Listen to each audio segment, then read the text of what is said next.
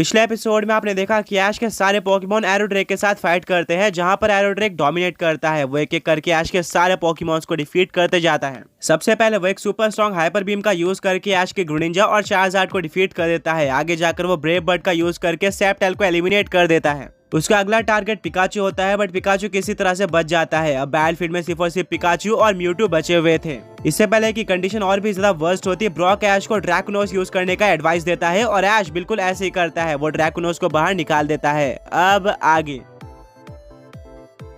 Mewtwo ड्रैकोनोस के बाजू में आकर खड़े हो जाता है। म्यूटू और ड्रैकोनोस ऐश के दो सबसे स्ट्रॉन्ग पोकेमॉन्स अब बैटलफील्ड पर थे और इस बार उनके सामने कोई छोटा चैलेंज नहीं था, बल्कि उनको डिफीट करना था एक सुपर स्ट्रॉन्ग लेजेंडरी पोकेमॉन एरोड्रेक को, जो कि इतना आसान नहीं होने वाला था। बैटल स्टार्ट हो जाती है और सबसे पहले एरोड्रेक अटैक करता है। उसकी बॉडी ड्रैकोनिक एनर्जी में ग्लो करना स्टार्ट कर देती है और वो म्यूटू के तरफ ड्रैगन रश यूज करने के लिए बढ़ रहा होता है। म्यूटू पूरी तरह से रेडी होता है। वो अपने सामने एक प्रोटेक्शन बैरियर क्रिएट कर लेता है, जिसके ऊपर एरोड्रेक का ड्रैगन रश टकरा जाता है, जो कि एरोड्रेक के अटैक के डैमेज को पूरी तरह से एब्जॉर्ब कर लेती है। बट इसका इम्पैक्ट इतना ज्यादा था कि पूरा का पूरा एरिया 0 हिल जाता है। इस मूवमेंट का फायदा उठाते हुए ड्रैकोनोस यूज करता है स्टोन एज अटैक का।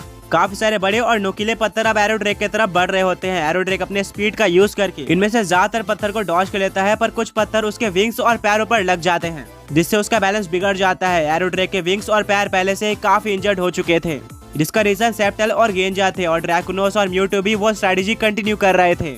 ऐश बोलता है ड्रैकोनोस बहुत बढ़िया, म्यूटू अब तुम्हारी बारी है, साइकिक अटैक का यूज करो एरोड्रेक पर। म्यूटू की आंखें ग्लो करना स्टार्ट कर देती है एंड वो अपने साइकिक एनर्जी का यूज करके एरोड्रेक को ट्रैप कर लेता है, वो भी बीच आसमान में। अब एरोड्रेक बिल्कुल भी मूवमेंट नहीं कर पा रहा था। वो दर्द में रोर करता है और अपने पावर का यूज करके म्यूटू के साइकिक एनर्जी से फ्री होने की कोशिश करता है, बट फेल हो जाता है। बट वो हार मानने वालों में से नहीं था। वो किसी तरह से अपने विंग्स का यूज करके एक हरिकेन को क्रिएट करता है, जो कि म्यूटू की तरफ बढ़ रहा होता है। ऐश सोचता है कि अगर यहाँ पर म्यूटू ने इस अटैक को डॉज करने की कोशिश करी तो वो एरोड्रेक के ऊपर अपना कंट्रोल खो देगा, जिसके चलते ऐश अपने म्यूटू को अपने जगह पर ही खड़े रहने बोलता है।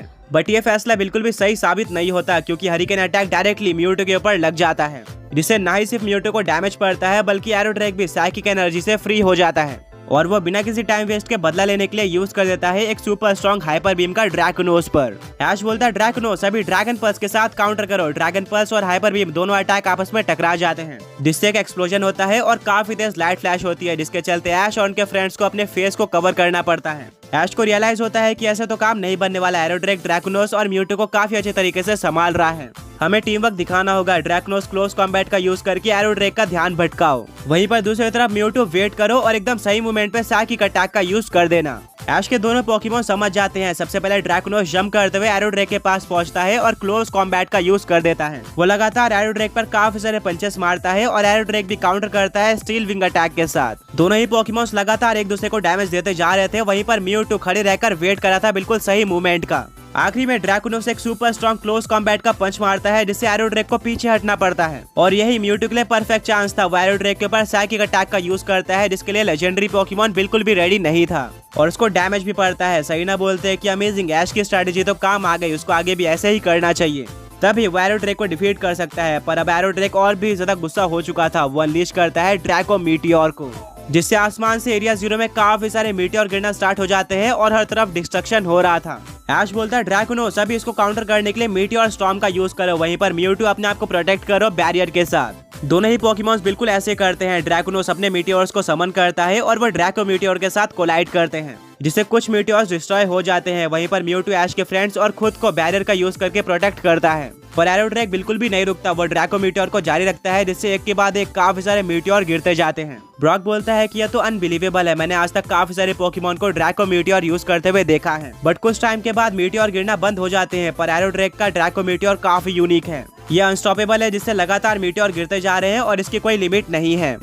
आगे बढ़ने से पहले पिछले पॉकी क्विज के विनर्स ये रहे एंड आज का क्वेश्चन ये है कि वो कौन सा इकलौता रीजन है जहां पर ऐश ने अपने पहले पोकेमॉन की तरह एक फुली इवॉल्व पोकेमॉन को कैच किया था। लगातार मीटियोर्स के गिरने के चलते एरिया 0 पर काफी ज्यादा इफेक्ट पड़ता है, काफी सारे पेड़ गिर जाते हैं और एरिया 0 में रहने वाले पोकेमॉन्स को डैमेज भी पड़ता है। सिक्योरिटी गार्ड को भी पता चल जाता है कि कुछ खतरनाक हो रहा है। हर तरफ स्मोक हो रहा था। फाइनली कुछ टाइम बाद एरोड्रेक ड्रैको मीटियोर को स्टॉप कर देता है पर वो ड्रैकोनोस और म्यूटू को बिल्कुल भी आराम करने का मौका नहीं देता। वो डायरेक्टली यूज कर देता है ब्रेव बर्ड अटैक का, जो कि ड्रैकोनोस की तरफ था। ऐश बोलता है कि म्यूटू अब तुम्हारी बारी है, एरोड्रैक को स्टॉप करो साइकिक के साथ। म्यूटू अपने हाथों को आगे बढ़ाता है और अपने साइकिक एनर्जी का यूज करके एरोड्रैक को बीच आसमान में रोक देता है, जो कि एरोड्रैक ने बिल्कुल भी एक्सपेक्ट नहीं किया था। इससे एरोड्रैक का ब्रेव बर्ड भी रुक जाता है। यही ड्रैकोनोस का चांस था। वो यूज कर देता है एक super strong inferno dive attack का, जिससे उसकी पूरी बॉडी फ्लेम से ग्लो होना स्टार्ट हो जाती है और वो काफी तेजी से एरोड्रैक से टकराता है, जिससे एरोड्रैक आसमान में उड़ते हुए नीचे गिर जाता है और जमीन से टकरा जाता है, जिससे एरोड्रैक को काफी ज्यादा डैमेज पड़ता है। मिस्टी बोलते हैं कि फाइनली ये ऐश और उसके पोकेमॉन्स के लिए एक अच्छा साइन है, क्योंकि एरोड्रैक अब जमीन पर आ चुका है और ये इस बैल में सबसे पहली बार हुआ है। बट फिर भी म्यूटू और ड्रैकोनोस अभी भी सीरियस होते हैं। वो एरोड्रैक की तरफ देखते हैं, जो कि अब खड़े होने में स्ट्रगल कर रहा था, बट फिर भी वो पूरी तरीके से नहीं हारा था। ऐश बोलता है ठीक है म्यूटू और ड्रैकोनोस, हमें एक फाइनल अटैक का यूज करना पड़ेगा अभी। ड्रैकोनोस यूज करो फ्लेम टेम्पेस्ट का, वहीं पर म्यूटू यूज करो अपने सिग्नेचर अटैक यानी कि साइज स्ट्राइक का। म्यूटू एक काफी ज्यादा बड़े साइज स्ट्राइक को क्रिएट करता है, वहीं पर ड्रैकोनोस यूज करता है अपने फुल पावर से फ्लेम टेम्पेस्ट का। ये दोनों अटैक कंबाइन हो जाते हैं और अब एरोड्रैक की तरफ बढ़ रहे होते हैं। एरोड्रैक जो कि बहुत ज्यादा वीक हो चुका था, वो उड़ तो नहीं सकता था, बट इन अटैक को रोकने के लिए वो यूज करता है ड्रैगन पल्स अटैक का। पर इन दोनों सुपर स्ट्रॉन्ग अटैक के सामने ड्रैगन पल्स कुछ भी नहीं कर पाती है। दोनों अटैक ड्रैगन पल्स को डिस्ट्रॉय कर देते हैं और फाइनली इन दोनों अटैक का कॉम्बिनेशन टकरा जाता है एरोड्रैक से, जिससे काफी ज्यादा बड़ा एक्सप्लोजन होता है और चारों तरफ धुआं फैल जाता है। यह अटैक इतना स्ट्रॉन्ग था कि आसपास के पोकेमॉन्स भी भागने लगते हैं। इसी बीच काले बादल चले जाते हैं, बारिश होना बंद हो जाती है और थंडर स्टॉर्म भी पूरी तरह से बंद हो जाता है। जो तेज हवाएं चल रही थी वो रुक जाती है, जो कि ऐश और उसके फ्रेंड्स के लिए काफी ज्यादा अच्छा साइन था। धीरे धीरे करके स्मोक हटता है और देखने को मिलता है कि एरोड्रैक हार चुका है, वह अब उठ नहीं पा रहा। हारने के बाद भी वो सरेंडर नहीं करना चाहता था। ऐश अपने कदम आगे बढ़ाता है और अपने जेब से एक पॉकीबॉल बाहर निकालता है।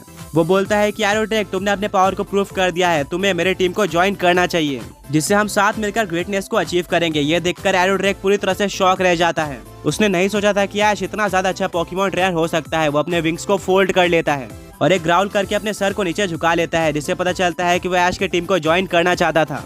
ऐश काफी खुश हो जाता है और वो बिना किसी टाइम वेस्ट के पॉकीबॉल फेंक देता है एरोड्रैक पर एंड एरोड्रैक पहले ही शेक में कैच हो जाता है, यानी कि वो ऐश की टीम को ज्वाइन करने के लिए काफी एक्साइटेड था। ऐश एरोड्रैक के पॉकीबॉल को उठाता है और बोलता है कि फाइनली मैंने एक super strong legendary Pokémon catch कर लिया है एट्रो रीजन का। एरोड्रैक अब हमारी टीम का एक पार्ट बन चुका है। साइना बोलते हैं कि जस्ट अभी ऐश ने इस एरिया के सबसे स्ट्रॉन्ग पॉकीमॉन को कैच किया है। ब्रॉक बोलता है बिल्कुल, बट हमें ये नहीं भूलना चाहिए कि यहाँ तक आने के लिए ऐश को कितनी ज्यादा टफ बैटल करनी पड़ी थी।